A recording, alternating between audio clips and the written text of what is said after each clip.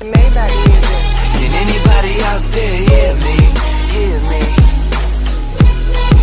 'Cause I just wanna say बाहर तो नहीं रो सकता बेचारा, अंदर रोने के सिवा उसके पास कुछ भी नहीं।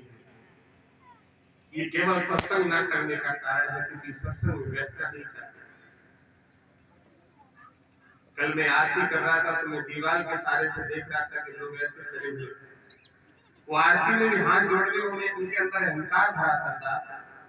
कह रहे थे हम आरती में हाथ क्यों जोड़े, हम तो लाख रुपए के आदमी हो चुके, हमारे पास तो 5 लाख रुपए पहले से ही पड़ा, हम आरती क्यों करें, हमारा चारों में दुकान बन चुका, हम आरती क्यों करें।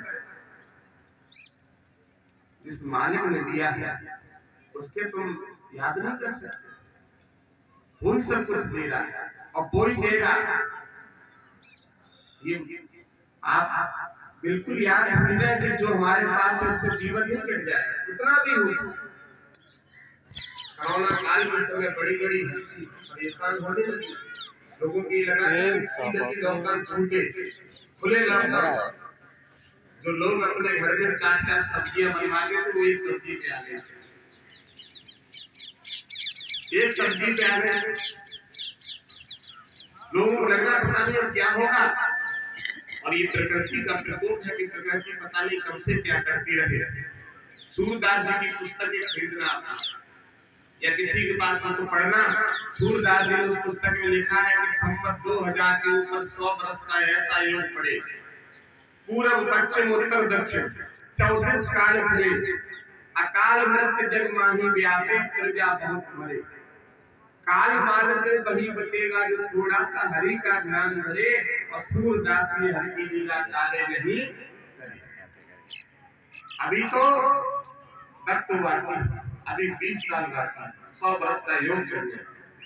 अभी कोरोना काल में ज्यादा लोग नहीं मरे, उन्होंने कहा उस समय प्रजा बहुत मरे, 100 वर्ष का जिस समय योग पड़े। अभी संवत कितना चल रहा है 1989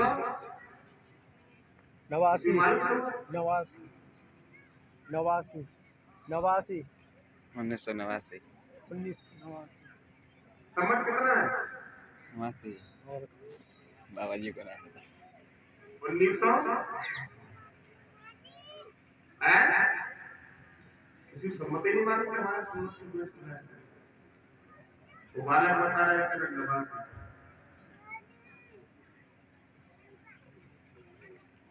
सम्मत चल रहा है 1982। जैसे ही आपका चैत का महीना आएगा उसके बाद शुरू हो जाएगा। 20 साल बाकी बचे, 20 साल में जब योग पूरा चढ़ जाएगा, 100 वर्ष के ऊपर ऐसा योग पड़ेगा, संवत 2000 के ऊपर 100 वर्ष का ऐसा योग पड़ेगा, पूरब पश्चिम उत्तर दक्षिण 34 काल फिरे, अकाल मृत्यु जग माही व्यापे, प्रजा बहुत मरे, काल वाल से वही बचेगा थोड़ा सा हरि का ध्यान धरे, और सूरदास जी हरि की लीला कार्य नहीं। फिर उन्होंने लिखा है कलयुग में कुछ दिन के लिए सत्युग आएगा, तब उन्होंने लिखा है आगे, ये मैंने अपनी तरफ से कह रहा हूँ, पढ़ लेना पुस्तक बहुत सरलता में लिख के रखी गई कि 600 बरस लग सत्युग आएगा। 600 बरस का मतलब 1000 वर्ष के लिए सत्युग आ जाएगा। 600 बरस लग सत्युग आके हरि की दिशा फिरे, और सूरदास की हरि की लीला कार्य नहीं। इसलिए सबसे यही प्रार्थना है कि आप खेती का भी काम करें, जो भी नौकरी बिजनेस करते हैं वो सब काम करना दिया, लेकिन थोड़ा सा परमात्मा का भजन जरूर, जो थोड़ी सी पूजा करते, घर में थोड़ी पूजा होती है। अरे पूरे दिन कुछ नहीं करते, शाम को थोड़ी जोत बत्ती तो घर में करी है, सुबह स्नान करते हैं तो क्या करते हैं, भगवान पे जल इतना तो करी दे, कुछ नहीं कर सकते तो इतना तो करी। सूर्य भगवान को जल देंगे, लेकिन इसलिए समय सोचते बहुत जल्दी में जब बहुत जल्दी जा रहे हैं, थोड़ी पूजा हर घर में करनी चाहिए।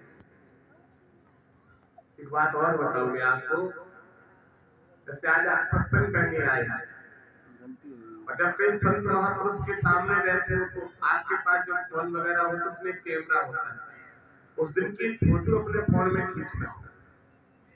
जब सत्संग करने जाओ या घर पर भी अपने आप व्रत रहो, उस दिन की एक फोटो खींच लेना, और जिस दिन आप पूजा ना करो उस दिन की फोटो खींच लेना, देखना कितना अंतर है। तब आपको मालूम पड़ेगा कि वास्तव में साक्षात भगवान वास करते हैं दुनिया में और हमारे घर में भी करते हैं। आज चेहरा अलग है, कल चेहरा अलग था, जबकि चेहरा हमारा वही है, सब कुछ वही है। एक भक्त से एक राजा ने प्रश्न कर दिया कि तुम बहुत पूजा करते हो। भक्त ने कहा, मानव जन्म लिया है तो पूजा तो करनी पड़ेगी। बड़े भाग्यमान संतावा सब दुर्लभ सब तीर्थ लगा। का तुम जानते हो भगवान क्या करते थे? हाँ, ये जानते हो भगवान का दर्शन कैसे होता है? हाँ, कि मुझे बता सकते हो कि हाँ? अब तो राजा तैयार होने का, चलो हमें ये मौका अच्छा मिल गया। राजा ने कहा हमारे पास दरबार में थी और मुझे दर्शन कराओ भगवान। वो भक्त सामने आया, राजा इसी तरह गद्दी पे बैठे अपने दरबार में, अब भगवान का दर्शन करो। उस भक्त ने कहा कि एक कटोरा दूध मंगवा दो। एक कटोरा दूध। जब दूध मंगवाया तो कटोरा दूध का राजा को दे दिया और कहा, राजा देखिए इसमें पात्र में क्या दिखाई दे रहा है। वो ऐसे देखा तो ऐसे दूध दिखाई दे रहा है। गौर से देखो इसमें और कुछ दिखाई दे रहा है कि नहीं और कुछ दिखाई नहीं दे रहा है। कहा मुझे दो पात्र। उसने पात्र लिया, कहा राजा इसमें हमें घी दिखाई दे रहा है। क्या आपको घी दिखाई दे रहा है? राजा ने कहा नहीं। कहा राजा इसमें घी नहीं है क्या? कहा घी तो है लेकिन अभी दिखाई नहीं देता। कहा दिखाई कैसे देगा? राजा ने कहा इस दूध को शाम को गर्म करना होगा, फिर जमाना होगा, फिर सुबह दही डाल के मक्खन करना पड़ेगा, अब उसमें से वो मक्खन निकलेगा, वो गर्म करना पड़ेगा। जब गर्म करेंगे तब वो घी बनकर तैयार होगा। इतना काम करना पड़ेगा। तो कहा राजा जिस तरह ये दूध में इतना संघर्ष करने के बाद घी का दर्शन होगा, जबकि वास्तविकता इसमें ये है कि घी इसमें है लेकिन अभी दिखाई नहीं दे रहा है। इसी तरह संत महापुरुष से जुड़ने के बाद जब हम माला लेके मथन करेंगे, वास्तविकता ये है कि शरीर के अंदर घर में परमात्मा का वास है लेकिन अभी आपको दिखाई नहीं दे रहा है। जब आप मथन करना शुरू कर लेंगे तो घी की तरह जैसे घी निकल के आ जाएगा, वैसे परमात्मा का दर्शन भी आपको हो जाएगा। बोलिए कृपा धाम सरकार की जय हो, सतगुरुदेव भगवान की जय हो, हनुमान जी महाराज की जय हो। जैसे ही कहा, दूसरा प्रश्न राजा का था कि करो ये तो बात मान लो, अब मुझे ये बताइए कि भगवान करते क्या है? भगवान बोलो थोड़ा करते क्या है? उस भक्त ने कहा राजन ये प्रश्न जब बता सकते जब जहाँ आप बैठे वहां मुझे बैठा है। आइए राजा तुरंत उत्तर के नीचे गए, वहां खड़े हो गए, भक्त को ऊपर बैठा दिया। उस भक्त ने कहा राजन भगवान ये करते हैं कि एक पल में जिसे चाहते उसे राजा बना देते हैं और एक पल में जिसे चाहते उसे सामने भिखारी बना के खड़ा कर देते हैं। अभी आप सिंहासन पे बैठे थे और मैं तो नीचे खड़ा था, मैं ऊपर बैठ गया, आप नीचे खड़े थे। ये भगवान मानते हैं, जिस पर कृपा करना चाहे उसे तुरंत राजा बना देते हैं और जिस पर ना कृपा करना चाहे उसे तुरंत कंगाल बना देते हैं। तब उस राजा को ज्ञान हुआ कि वास्तविकता यह है कि भगवान इस पृथ्वी में लोग का हमेशा रहते हैं। उसने कहा जिस दिन भगवान नहीं रहे उस दिन इस पृथ्वी पे कुछ नहीं रहेगा, जल के सिवा कुछ भी नहीं रहेगा। और ये वास्तविकता सत्य है कि पहले भी जल ही जल था। ये योग से आगे एक अंडा आके फूट गया जिससे विष्णु की उत्पत्ति हुई, उनकी नाभि से ब्रह्मा की उत्पत्ति हुई।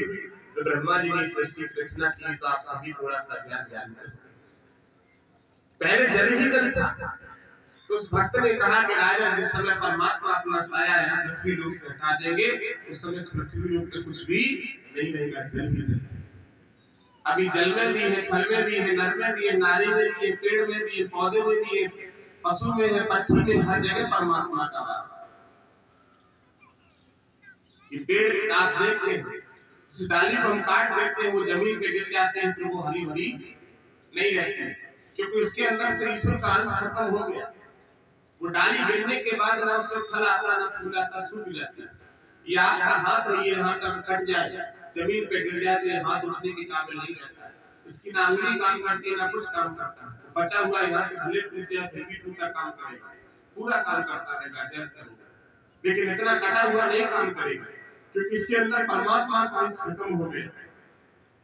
बस परमात्मा का अंश आत्मा से, तो ये शरीर भी जब तक काम कर रहा है जब तक आत्मा है, और जब आत्मा उन्होंने अपनी बात असली तो शरीर तुरंत बेकार हो जाता है। फिर शरीर से कहो कि आपको 10 लाख देंगे, एक बार पापा कह दो कहने के लायक, एक बार मम्मी कह दो कहने के लायक, एक बार ये बता दो कि तुम्हारा धनका रखा है, कुछ नहीं मालूम। जीवात्मा परमात्मा के पास पहुंची तुरंत बेकार हो गया। इस शरीर से इतना प्रेम करते थे, वो शरीर को छूने में नहाने के लिए जाते हैं, कहता है स्नान करना पड़ेगा। जो पत्नी अपने पति को देख के कहती थी हम तो तुम्हें देख के जीते हैं, और उस शरीर से जीवात्मा निकल गई, उसी पत्नी से कहा जाए कि रात में यहाँ बैठी रहना, हम सब लोग घर जा रहे हैं, वो पहले भागेगी कि हमें भी देखे तो घूसना बन जाएगा, उसे कोई शरीर में भूत दिखाई देने लगेगा। ये केवल आत्मा का प्यार है भैया। जब तक आपकी आत्मा अंतःकरण में है तब तक ये बहुत प्रेम मानेंगे। उसके बाद तो 13 दिन तक रोएंगे, 14 दिन रोएंगे, महीना 2 महीना रोएंगे, 30 त्योहार रोएंगे, उसके बाद कोई याद करने वाला कोई याद नहीं। तो तुम्हारे घर से क्या लोग गए नहीं हो?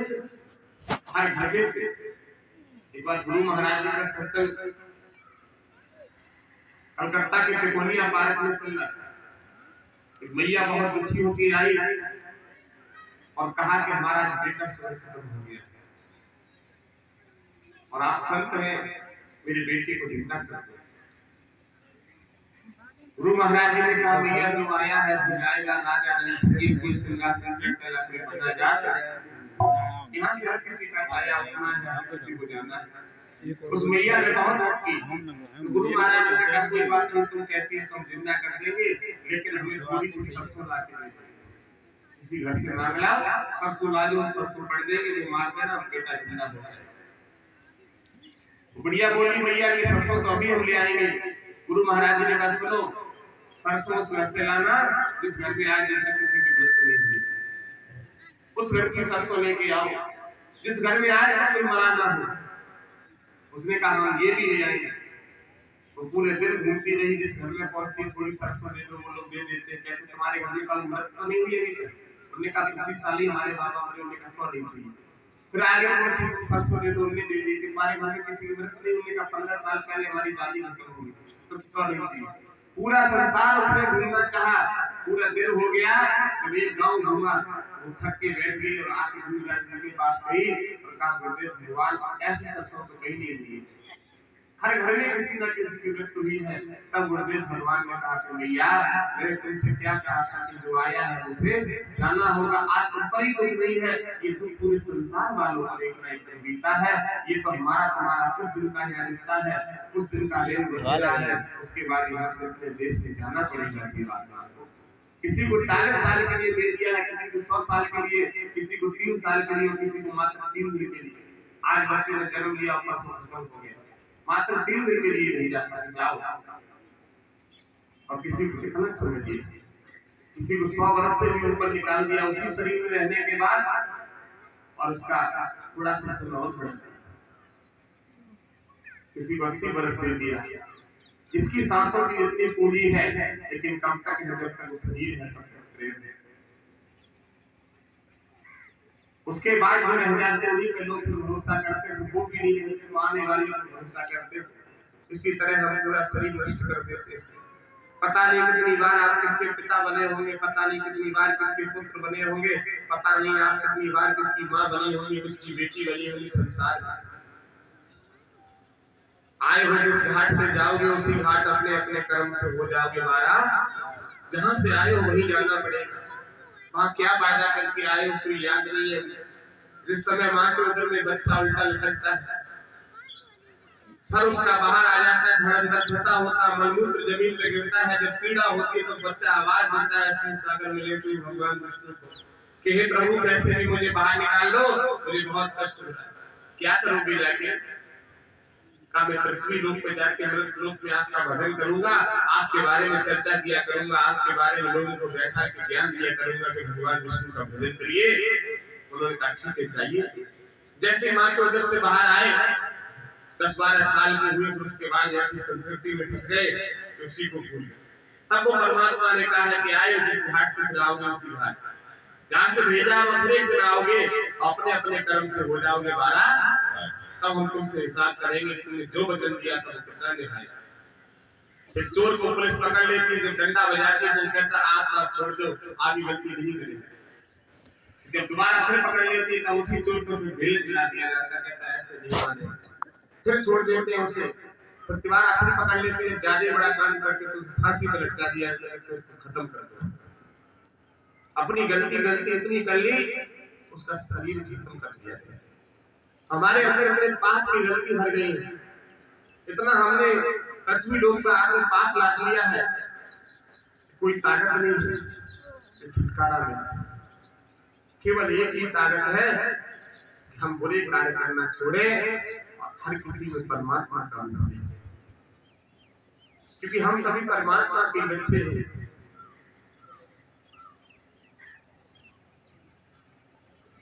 एक गांव में एक बदमाश था, बहुत बड़ी बदमाशी करता था, पता नहीं कितने लोगों को गोली मार चुका था, और उसका कोई वो नहीं था, जो मिल जाए सामने उसी को गोली मारता। एक बार निकल के जाना था, सामने कुछ संत चले आ रहे थे, उसने देखा कोई आ रहा है, वो तैयार हो गया मारने के लिए। संत ने दूर से आवाज दी, क्या करने जा रहे हैं? तो वो पूछता कुछ नहीं था कि क्या करने जा रहे हो, सीधा मार दिया। संत ने कहा जो तुम ये कर रहे हो तुम्हारे ऊपर इतना पाप छा गया है, इसका तुम हिसाब नहीं दे पाओगे। तुमने जितनों में गोली मारी इतनी बार तुम्हें जन्म देना पड़ेगा, इतनी बार तुम्हें लोग मारेंगे, तब तुम जाके अपना पाप प्रायश्चित कर पाओगे। जैसी ये बारी कानून गई तो वही का वही खराब हो गया। संत को अपने पास सताने दिया, उनका वास्तव नहीं सत्य बात। संत ने कहा, संत ने कहा तो मिलता क्या है? इससे कहा हमारा मिलता हमें कुछ नहीं, लेकिन हमारे जो लोग उठ के हैं संगत हमारी बहुत खराब है। संत का अभी भी तो हमारी बात मान लो और हो सकता है तुम्हारे सारे पाप उतर सकते हैं। उस बदमाश ने कहा वो कैसे? संत ने कहा तुम आज के बाद किसी को मारना नहीं। तो उसने कहा हमें ये कैसे मालूम पड़ेगा कि हमारे पाप उतर गए? तो संत ने एक लकड़ी उठा के दी, ये लकड़ी ले जाओ और जिसने ये लकड़ी सूखी लकड़ी हरी भरी हो जाए तो जान लेना हमारे पाप उतर गए। जिसने इस लकड़ी में हरियाली आ जाए उसने सोच लेना कि हमारे पाप उतर चुके। और जब तक ये सूखी रहेगी तब तक तुम्हारे ऊपर पाप चढ़े रहेगा। वही वो लकड़ी को लेके चला, मन में यही विचार है कि हम कोई भी गलत काम नहीं करें। 2, 4, 10 दिन रोज हो गए।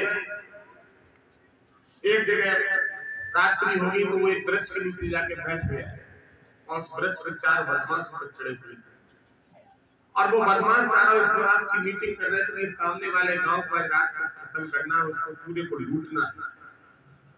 अब उसके दिमाग में एक बात आई कि बताइए इस गांव में कितने लोग होंगे, कितने बच्चे होंगे, कितनी बच्चियां, सबकी हत्या हो जाएगी। इससे अच्छा तो ये है कि 4 को खत्म कर दो तो पूरा गांव बच जाएगा। वो चारों अपने विचार कर रहे हैं कि गांव चारों तरफ से घेरेंगे और एक को मार देंगे और सब जितना भी जिनके पास माल जेवर होगा सब लूट ले जाएंगे। उसने नीचे से आवाज दी कि भैया इस तरह तुम मीटिंग कर रहे, इस तरह नहीं खत्म कर पाओगे, तुम्हारे हम गुरु हैं, तुमसे पहले हम बहुत अत्याचार कर चुके, इसके लिए तो हमसे थोड़ी सी राह सीख लो। तो एक ऊपर से नीचे उतर के आया, बोला हाँ बताओ।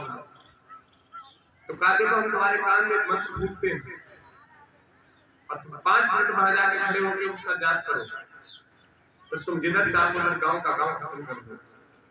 वो वहां खड़ा हुआ तो दूसरा उतर के आएगा, सबके कानों में पता नहीं कौन सी बात क्या दी उसने। चारों लाइन में खड़े हो गए और अपने हथियार नहीं छोड़ के जाऊं खड़ा। एक हथियार उठाया, चारों को लाइन में लगा के उसे खत्म कर दिया और आगे के लिए चलने के लिए तैयार हुआ। सुबह को वो लकड़ी उठाई, संत भगवान ने दी थी, सूखी लकड़ी, वो लकड़ी किल्ला हो गया। जैसे वो लकड़ी किल्ला हुई तो उसके बाद ये क्या हुआ, तुरंत वापस उसी जगह चला आया और वहीं पहुंचा जहाँ संत भगवान था। तो संत ने देख कर कहा कि मुझे मालूम था कि तुम सुधर नहीं सकते, तुमने 8 दिन भी नहीं काट पाए, लौट के आ गए। पहले बात तो सुनोगे, आपने क्या कहा था कि जिस दिन ये लकड़ी हरी भरी हो जाए उस दिन तुम सोच लेना तुम्हारे पाप उतर चुके। देखो ये लकड़ी आपने दी थी, हरी हरी हो गई, इसने किल्ला फोड़ गए। संत ने देखा मुश्किल से हुआ। तब संत भगवान ने पूछा कि ये बताइए मैंने क्या किया 8 दिन। अब मैंने 8 दिन में कुछ नहीं किया। मैं लास्ट दिन अभी कल एक पेड़ के नीचे बैठा हुआ था। वहां पर 4 बदमाश थे और एक गांव को खत्म करना चाह रहे थे। एक गांव में कम से कम 500-600 लोग खत्म हो जाते, तो मैंने सोचा इन 4 को मार दूं तो कम से कम गांव के लोग बच जाएंगे। मैंने बात ये किया, तब संत ने कहा ये तुम्हारे ऊपर पाप नहीं चढ़ा, क्योंकि रामचरितमानस में भी लिखा है कि अनुज बधु भगनी सुत नारी इन्हें कुलिष्ठ विलोक जो इताए मारे में कुछ पाप ना, इसे मारने में कोई पाप नहीं होता। तुमने पाप नहीं किया, तुमने 600 लोगों की जान बचाई और उन 4 को मार दिया। इसका कारण ये हुआ कि अब तक जो पाप था वो प्रायश्चित में बदल गया। तुम्हें अब धर्म दिखाई देने लगा, तुम्हें सत्कर्म दिखाई देने लगा, तो संसार में लोगों को बचाना कैसे है, तो बचाव करने लगा। इसलिए तुम्हारी तकलीफ थी। कहने का मतलब अगर हम चोरी अब तक कर रहे थे तो हम चोरी ना करके दूसरे की चोरी हो रही है उसको बचा दे, तो हमारी चोरी सारी प्रायश्चित हो जाएगा और पाप की पुण्य मिलेगा। हम किसी की बहन बेटी की तरफ गलत दृष्टि डालना चाह रहे थे, वो ना डाल के किसी की बहन बेटी की रक्षा करना शुरू कर दे, वो तुरंत पाप प्रायश्चित हो जाएगा, पुण्य बढ़ जाएगा। क्योंकि हम दूसरे की बहन बेटी की रक्षा करना सीख गए, दूसरे की देखभाल करना सीख गए।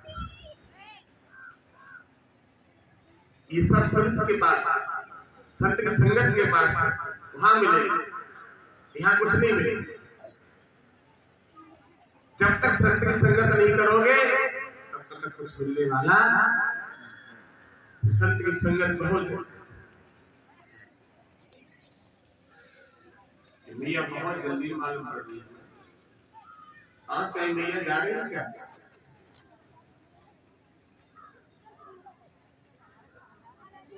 इसलिए सबसे कहना है कि आप जितना हो सके उतना सत्संग प्राप्त करें। परंपरा धर्म सरकार में कितने लोग गए, कितने लोग घुमाए, और आपने वहां जाके बात इसीलिए वहां लोग पहुंचते हैं कि वहां पहुंचते हैं तो किसी प्रकार का कष्ट लेके जाते हैं, निस्वार्थ, बिना पैसे के, बिना किस दिए लिए, तो वहां जाके ठीक हो जाता। वहां कोई हॉस्पिटल है? कभी ये विचार किया? कभी मन में ये सोचा कि हम कैसे होता है? कभी मन में ये सोचा कि आपके बगल में गांव लगा हुआ है, घड़ी के पास दिया हवा की लटके हुई उस दिन पहुंची, वो मिली थी बेचारी 10-12 वर्ष की कन्या, बोल नहीं पाती थी। हम की ऐसी कृपा हुई तो 5 मिनट में बोलना सीख ली। क्या कृपा? उस बिटिया का अच्छा विवाह हो जाएगा, कन्या की बहुत अच्छा हुआ उस बेटी के लिए। ये क्या हुआ? केवल संस्कृति बदल गई। और संत की शरण में जाके संत ने बता दिया इस तरह रहना, इस तरह रहना है, इस तरह खाना है, इस तरह लोगों से मिलना है। केवल ये कृपा होना। इस तरह आप अपनी खेती उसी तरह करना, कोई खुलियान का काम करना, नौकरी करना, बिजनेस करना, सारा काम करना, लेकिन केवल संत ये नहीं कहते खेती मत करो, ना ये कहने आए कि तुम आज के बाद बाबा है। अरे ना भैया, हम खुद ही बाबा नहीं, खुद का बाबा बना। मैं सुबह निकल के आ रहा था, वहाँ 3-4 टीचर लोग बैठे थे, कह रहे ये बाबा जी। मेरे पीछे मुड़ के देखा, उन्होंने कुछ हमसे कहा नहीं। स्कूल की बात है, 3-4 लोग बैठे थे, उन्होंने कहा ये बाबा जी। मैं अपने शरीर के तरफ मुझे कहता हूँ कहाँ से बाबा जी दिखाई देता हूँ। अभी कहीं बैठे नहीं कि बस उसी से बड़े हैं, नौ पीते रहते हैं, नौ पीते रहते हैं, कोई पढ़ते रहते हैं।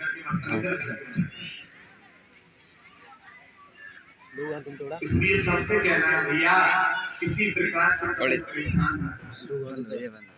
और एक बार भाग के जाना, अपनी अरदास ले जाना, अगली बार हो जाएगी, अगली बार कामना पूर्ण होगी, हमें फायदा होगा, रात होगा तो जाएंगे, अच्छी बातें मिले, अच्छा अगर आपको लगे, अगर विचार बने कि आगे हमारी संस्कृति पूरी ना हम जुड़े रहेंगे, बेटे हम कर लेंगे।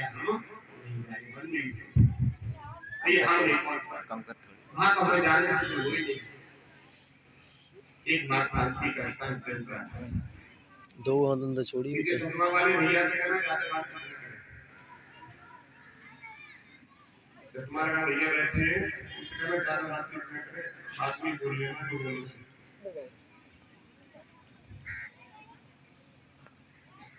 इसलिए आप सबसे कहना है कि आप थोड़ा थोड़ा जरूर विचार करें ठीक से और विचार पूरा तो इस बगल वाले कोई बात कर रहे हैं उनकी तरफ ध्यान ना दे कि कमरा तेरी झोपड़ी कर को किस तरीके से भरेगा। मैं क्यों रहूं उदास, तो करेगा कैमरा नहीं, मैं क्यों रहूं उदास, मेरा क्या मतलब है, मैं क्यों उनकी बातों में फंस जाऊं, इनकी बातों के चक्कर में तो मैंने सब कुछ नष्ट कर दिया, इन्हीं के चक्कर में फंसे रहे, इनके चक्कर में वेदों का ज्ञान नहीं लिया, घर का रामचरित मानस रखी इतनी चौपाई नहीं पड़ी, मैंने आज तक भागवत का श्लोक नहीं पढ़ा, गीता के श्लोक नहीं पढ़ा। गीता के दूसरे अध्याय के 47वें श्लोक में भगवान ने अर्जुन को उपदेश दिया कि कर्मण्यवादिता रास्ते मांस कदा चला। इस समय महाभारत का युद्ध अंतिम समय पर था। अर्जुन ने भीष्म पितामह के शरीर में बाण ही बाण चला दिए, बाणों की सरिया पे लटा दिया। तो भगवान कृष्ण आए और उन्होंने कहा पितामह तुम्हारी कैसे हालत होगी, तुम तो एक धर्म राष्ट्र कहलाते हो, धर्म के पिता कहलाते हो, ब्रह्मचारी हो, तुम्हारी ऐसा कैसे हुई। भीष्म पितामह ने कहा कृष्ण हमने कोई भी पाप नहीं किया। अब वो लोग बड़े ध्यान से सत्संग गलत विचार लाते हैं, बड़े ध्यान से उन्होंने कहा हमने कोई भी पाप नहीं किया कृष्ण। उन्होंने कहा इस जन्म में नहीं तो हो सकता अगले जन्म में किया। भीष्म पितामह ने कहा हे कृष्ण तुम एक जन्म की बात करते हैं, हमने 70 जन्म की याद है कि हमने 70 जन्म में कोई पाप नहीं किया। भगवान कृष्ण ने कहा थोड़े से और आगे बढ़ के देखो, जब 71-72 में जन्म में पहुंच गए तो उनकी दृष्टि देखना बंद कर दिया। तो भगवान कृष्ण ने उनको दिव्य दृष्टि दे दी। पक्का इससे देखो महाभारत में दो लोगों को दिव्य दृष्टि दी, एक संजय को और एक भीष्म पितामह। कैसे देखो भीष्म पितामह देखते चले जा रहे हैं, 100 जन्म तक पहुंचे कोई भी पाप नहीं निकला और जैसे ही 101 जन्म में प्रवेश किया, जब 101 जन्म में प्रवेश किया तो क्या देखा कि भीष्म पितामह जवान अवस्था में रथ पर सवार होकर अपने राज्य से दूसरे राज्य के लिए प्रस्थान कर रहे थे और जिस मार्ग से निकल के जा रहे थे, जिस रास्ता से होके जा रहे थे, उस रथ के सामने से दुबई निकल गए। दुबई जाते जो घर में निकल आके कुछ रेड बोल के सांप की तरह दोनों तरफ, तो वो दुबई निकली, क्रोध आया, इसने हमारे रथ के सामने से काट दिया, रथ की रास्ता काट दी। तुरंत नीचे उतर के आए, कर्कश से बाण खींचा, दुबई को उठाया, पूर्व दिशा में फेंक दिया।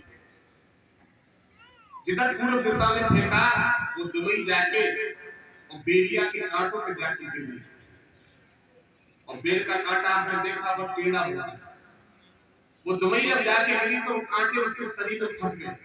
अब इधर बढ़ती है तो ये कांटा फाड़ता, इधर बढ़ती है तो ये कांटा फाड़ता, वो दुबई के हिले के काबिल के जाने के काबिल नहीं रही। जब पूर्ण रूप से फंस गई और भीष्म पितामह पुनः से सवार हुए रथ पर आगे रख दिया, उस दुबई ने श्राप दे दिया। क्या ऐसा है हमारी कांटों पर मृत्यु हो रही है, हमारे शरीर में कांटे ही कांटे छुए हुए। 101 जन्म के बाद जब हस्तिनापुर में महाभारत का युद्ध होगा तो तुम्हारे भी शरीर में कांटे ही कांटे छुए होंगे, इस पर तुम्हारी मृत्यु होगी, इसे कोई मारने वाला नहीं होगा। ये दिल से बात असाप ने किया। भीष्म पितामह ने अपने जीवन में क्या से क्या नहीं किया, लेकिन वो दुबई कर दिया, वो श्राप मिथ्या नहीं हुआ। इसलिए मैं सबसे कहता हूं कि हमें कोई भी कर्म ऐसा नहीं कर देना चाहिए। लोग सोचते कि हमारा तो जीवन पूरा अच्छा कट गया, इस जन्म में नहीं। तब भगवान ने वहां कहा है कि कर्मण्यवादिता रास्ते मां फलेश, आप जाके उठा के पढ़ लेना गीता के दूसरे अध्याय का 47वां श्लोक है। कर्मण्यवादिता रास्ते मां फलेश कदाचना, कर्म करने के अधिकारी और फल के अधिकारी नहीं।